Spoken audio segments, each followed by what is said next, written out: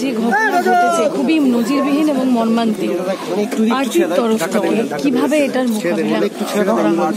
মোকাবিলা করবে রাজনৈতিকভাবে অহিংস পথে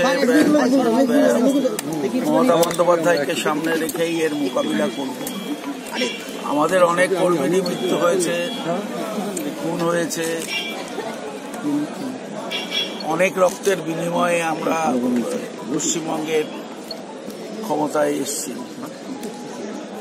এবং সুদীর্ঘ দিন ধরে মমতা বন্দ্যোপাধ্যায় চেষ্টা করে করে করে রক্তস্নাত বাংলাকে শান্ত, সংহতি, প্রগতি এবং উন্নতির দিকে নিয়ে যাচ্ছে।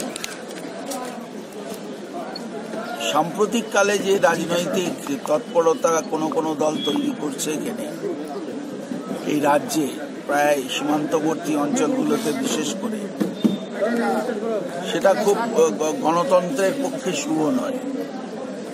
সমস্তটাই তারা দাঙ্গা,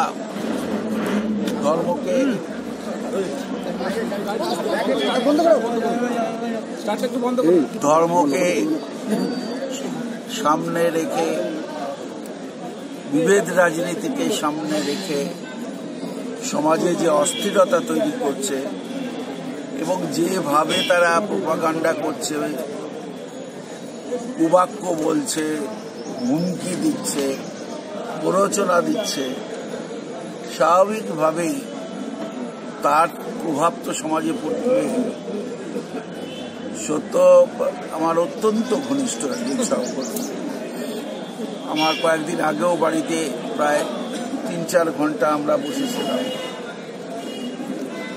আমার কোনো ভাষা নেই আর মমতা বন্দ্যোপাধ্যায় শুনে শোকস্তব্ধ হয়ে গেছে। বলছে যে কি বলছেন? হ্যাঁ, যা সত্য তাই সত্য।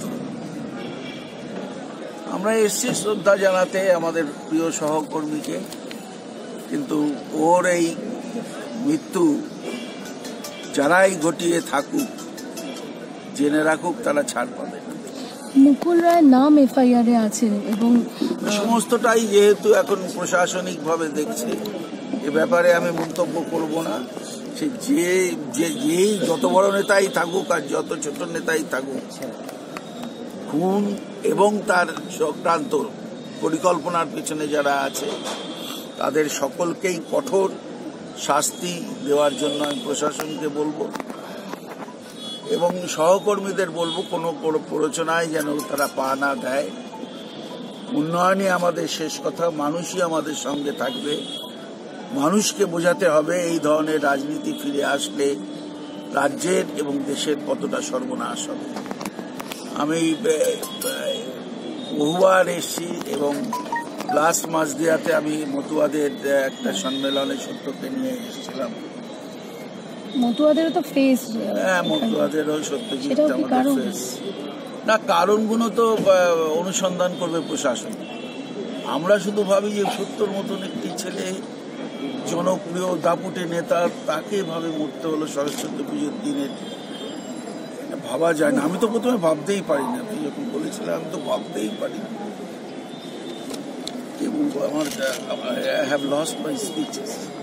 আমার কথা বলার কোনো ইয়ে নেই। আমার সহকর্মীরা সবাই মিলে আছে, তাদেরকেও সাবধান করছি, নিজের নিরাপত্তা নিজেকেই নিতে হবে এবং জনতাই নিরাপত্তা দেয়। ছিল কোথাও মতুয়া ভোটকে টার্গেট করছে খুব বিজেপি এবং আপনাদের অভিযোগ বিজেপি।